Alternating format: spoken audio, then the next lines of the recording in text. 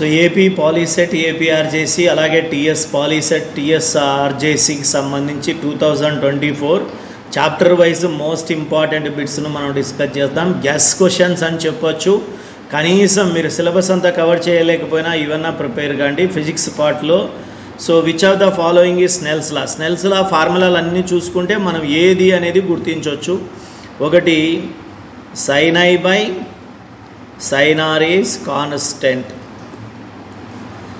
రెండవ formula sin I by sin R is n2 by n1. మూడవ formula cross multiplication చేస్తే n1 sin I equal to n2 sin R. ఇంకొక formula sin I by sin R equal to n2 by n1 equal to v1 by v2 equal to λ1 by λ2. So ఈ విధంగా అనేక ఫార్ములాలు ఉన్నాయి. అన్నీ మనం నేర్చుకోగలిగితే వీటిలో ఏదో ఒకటి ఆప్షన్లో ఉంటుంది. ఆ విధంగా చూడొచ్చు. So light ray incident on the plane surface travelling from rarer medium into denser medium. Rarer నుంచి డెన్సర్కి పోయినప్పుడు బెండ్స్ ఎటువైపు బెండ్ అవుతుందంటే టువర్డ్స్ ద నార్మల్. రేరర్లోకి వెళ్ళినప్పుడు అయితే అవే ఫ్రమ్ ద నార్మల్ అని చెప్పొచ్చు. రేరర్లోకి వెళ్ళినప్పుడు away from the normal. So ఇక్కడ ఆప్షన్ ఆన్సర్ వచ్చేసి టువర్డ్స్ ద నార్మల్ అని చెప్పు. నెక్స్ట్ ఈ I and R the angles of incidence and refraction when the light ray travels from glass to air, that is denser medium నుంచి rarer మీడియంలోకి పోతూ ఉంది. So denser medium నుంచి rarer మీడియంలోకి పోయినప్పుడు angle of incidence అనేది తగ్గిపోతుంది, angle of refraction ఎక్కువ ఉంటుంది. కాబట్టి I is less than R అని చెప్పవచ్చు. What is the relation between refractive index and speed of light v in the given medium. So n equal to formula రాయాలి c/v. It is the formula. ఈ రెండింటి మధ్య relation or n is inversely proportional to v అని కూడా రాయొచ్చు. So ఈ formula కూడా కరెక్టే. అంటే రిఫ్రాక్టివ్ ఇండెక్స్ వాల్యూకు అలాగే ఆ మీడియంలో ఉన్న స్పీడ్ ఆఫ్ లైట్కు మధ్య ఏ విధంగా ఉంటుంది రిలేషన్ అంటే inversely proportional. Angle of refraction is the angle between. Angle of refraction అంటే angle between refracted ray and the normal. నార్మల్కు రిఫ్రాక్టెడ్ రేకి మధ్య ఉన్నటువంటి యాంగిల్ను మనం యాంగిల్ ఆఫ్ రిఫ్రాక్షన్ అని చెప్పవచ్చు. Refractive index of material is 1. Speed of light in vacuum c is given 3 × 10⁸ metre per second. Speed of light in that medium vని కనుక్కోమన్నాడు. సో మనకు formula n equal to c/v. This implies v equal to c/n.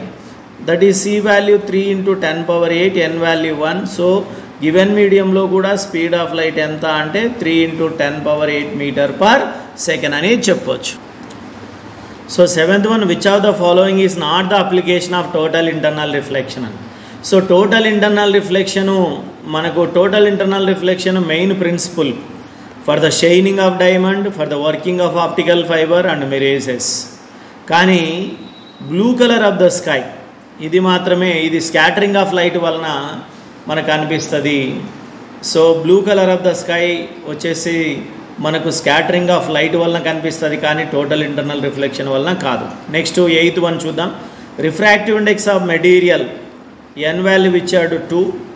Then critical యాంగిల్ను calculate చేయమన్నాడు. మనకు formula sin c equal to 1/n. This implies sin equal to c equal to sin inverse of 1/n. Critical angle కనుక్కోవాలి కాబట్టి n value ఎంత ఇచ్చాడు 2. So this is the answer sin inverse of 1/2. ఒకవేళ degrees అడిగితే 30 degrees అవుతుంది అని చెప్పొచ్చు. So formula ఏంటంటే c equal to sin inverse of 1/n. n value 2 ఇచ్చాడు కాబట్టి 1/2 sin inverse of 1/2. Total internal reflection makes diamond shine because critical angle of the diamond is very low. ఎంత అది అంటే 24.4 degrees. అలాగే రిఫ్రాక్టివ్ ఇండెక్స్ అయితే higher ఉంటుంది, critical angle lower ఉంటుంది. Diamond యొక్క రిఫ్రాక్టివ్ ఇండెక్స్ 2.42, క్రిటికల్ యాంగిల్ 24.4 అని చెప్పవచ్చు. Next the main principle behind the working of optical fibre. Optical fibre ఏ ప్రిన్సిపల్ ఆధారంగా పనిచేస్తుంది అంటే total internal reflection. Angle of deviation produced in a glass slab is 0 degrees. Next n1 n2 be the refractive index of denser and rarer medium, and C is a critical angle. Then so critical angle formula sin C equal to n2 by n1 అని చెప్పొచ్చు. ఇవి ఈ చాప్టర్లో most important. ఇంకొకటి ఉంది, అది కూడా చూసుకోండి. Refractive index of glass slab equal to thickness by thickness of the glass slab minus vertical shift. ఇది మనకు refractive index of the glass స్లాబ్కు ఫార్ములా. దీంట్లో ఒక్కోసారి థిక్నెస్ ఎక్స్, వర్టికల్ షిఫ్ట్ వచ్చేసి వై అయితే రిఫ్రాక్టివ్ ఇండెక్స్ ఎంత అంటాడు. అప్పుడు refractive index equal to thickness ఎంత x, so thickness minus vertical shift, so x by x minus y. ఈ విధంగా మనకి ఫార్ములా అడుగుతూ ఉంటాడు. సో ఇవి ఈ చాప్టర్లో ఉన్నటువంటి. నెక్స్ట్ చాప్టర్లో ఏమేమి ఇంపార్టెంట్ ఉన్నాయి అనేది చూద్దాం. సో కనీసం ఈ బిట్స్ చదివితే మీరు మ్యాక్సిమం స్కోర్ చేయగలుగుతారు ఫిజిక్స్ పార్ట్లో నుంచి.